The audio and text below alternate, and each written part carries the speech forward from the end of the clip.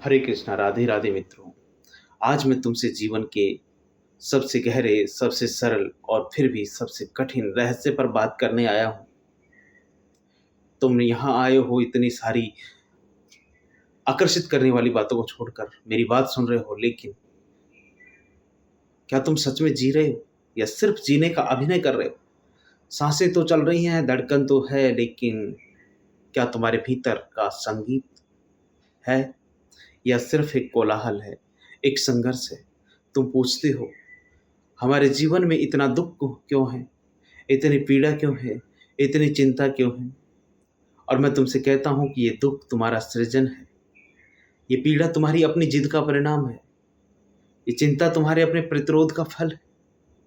देखो, जीवन एक नदी की भांति है, एक अविरल, सहज, स्वाभाविक प्रवाह। वह हिमालय की ऊंचाइयों से जन्म लेती, बिना किसी नक्शे के, बिना किसी योजना के सागर की ओर बह चलती है। रास्ते में चट्टानें आती हैं तो वह उनसे लड़ती नहीं है, उनसे टकराकर अपना सिर नहीं फोड़ती। वह बस अपना रास्ता बदल लेती है, या फिर चट्टानों के अगल बगल में जो मिट्टी है उसे काट करके चट्टानों को हटा देती है।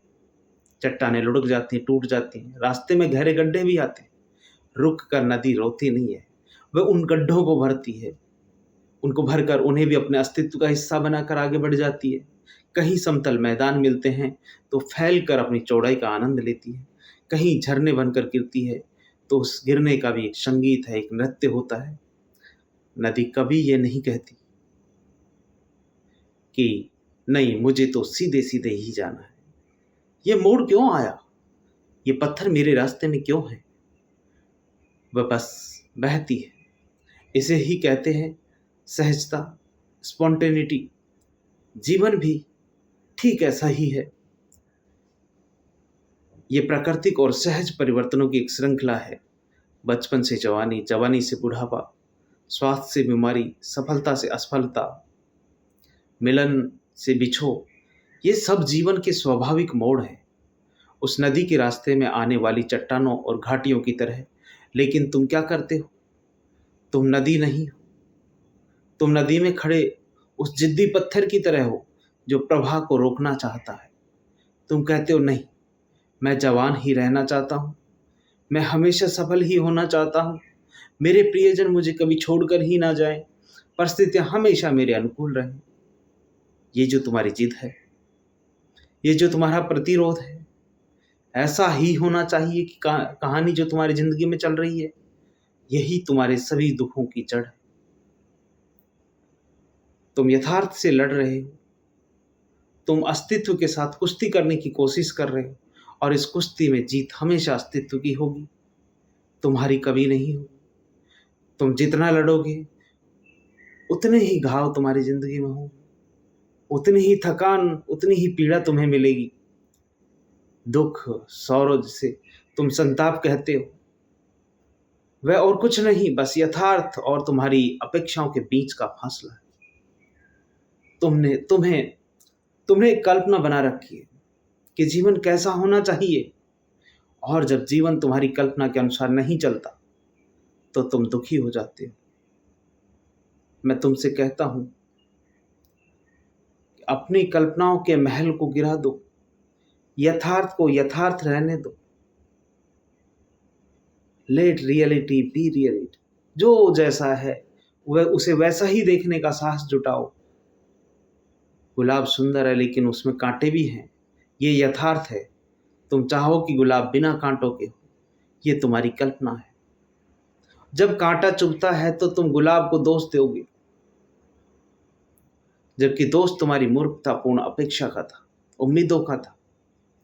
जीवन में सुख है तो दुख भी है, यही यथार्थ है। तुम सिर्फ सुख चाहते हो, ये तुम्हारी जिद है, और इस जिद के कारण तुम उस सुख का भी आनंद नहीं ले पाते जो तुम्हें मिला है, क्योंकि तुम इस भय में जीते हो कि कहीं ये छिन ना जाए। और जब दुख आता है तो तुम उसे स्वीकार ही नहीं पाते, तुम उसे लड़ते हो और उसे और भी बड़ा बना देते हो। चीजों को स्वाभाविक रूप से आगे बढ़ने दीजिए। Let things flow naturally. forward in whatever way they like. एक गुरु अपने शिष्य के साथ एक बगीचे में घूम रहे थे। पतझड़ का मौसम था। हवा के झोंकों से पत्ते पेड़ों से टूट टूट करके जमीन पर गिर रहे थे। गिरते हुए ऐसा लग रहा था कि वो नाच रहे हैं। शिष्य बड़ा परेशान भाग भाग कर उन पत्तों को इकट्ठा करने की कोशिश कर रहा था। उन्हें एक जगह स्थिर रखने की कोशिश कर रहा था। हवा आती और पत्ते फिर बिखर जाते। शिष्य पसीने से लथपथ और क्रोधित। गुरु ने मुस्कुराकर कहा, मूर्ख, तुम क्या कर रहे हो? शिष्य बोला, गुरुदेव, मैं तो इस बगीचे को व्यवस्थित रखना चाहता हूं, पर यह हवा इन पत्तों को उड़ाई जा रही है। गुरु हंसा, बोले, तुम हवा से लड़ रहे हो, तुम पत्तों के स्वभाव के विरुद्ध जा रहे हो। पत्तों का स्वभाव है हवा के साथ नाचना, बिखरना और अंत में मिट्टी में मिल जाना। इस प्रकृति के इस नृत्य को देखो, इस सहजता को देखो। रोकने की कोशिश मत करो, बस साक्ष्य भाव के साथ बने रहो, दृष्टा भाव के साथ बने रहो। गीता में यही तो कहा है।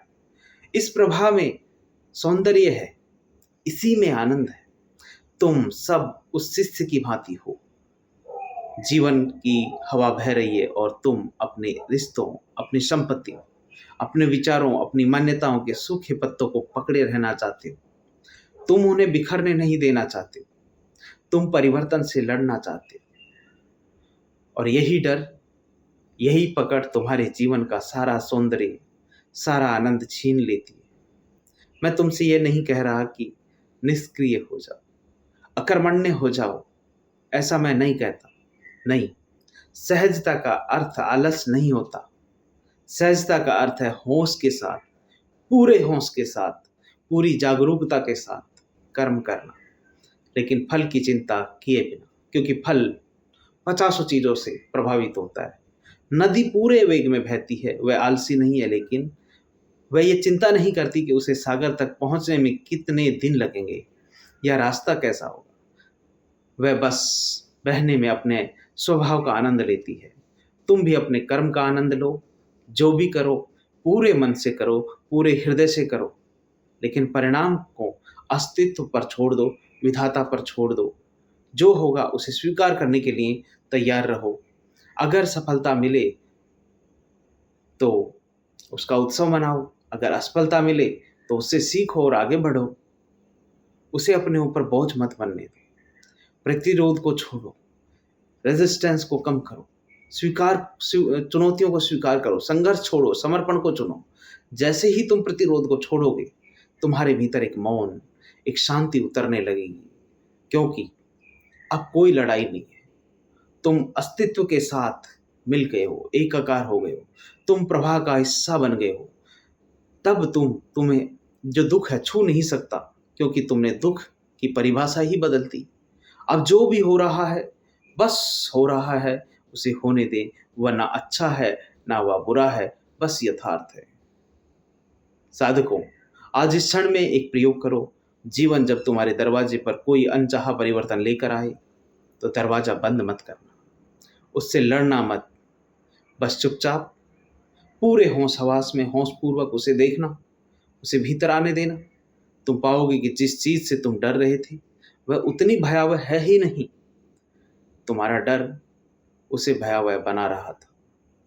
जीवन को बहने दो, बहने दो, बहने दो, जैसे वह बहना चाहता है। तुम बस एक साक्षी बनो, एक दृष्टा बनो। इस साक्षी भाव से मुक्ति है, इसी में मुक्ति है, इसी में आनंद है, और जीवन का वास्तविक उत्सव भी इसी में है। लड़ो मत, तैरो, पकड़ो मत, नाचो, योजना मत बनाओ, बस उपलब्ध रहो, वर्तमान में जियो, और तुम पाओगे कि तुम्हारा सारा जो अस्तित्व है तुम्हारे साथ मिलकर के ब्रह्मांड नृत्य कर रहा है। बस इतना ही तो तुम्हें करना है, और यही मुझे तुमसे कहना है। भवतु सब मंगलम, सबका मंगल हो, सबका कल्याण हो, सबकी स्वस्थ मुक्ति हो। हरे कृष्णा, राधे राधे, राधे राधे।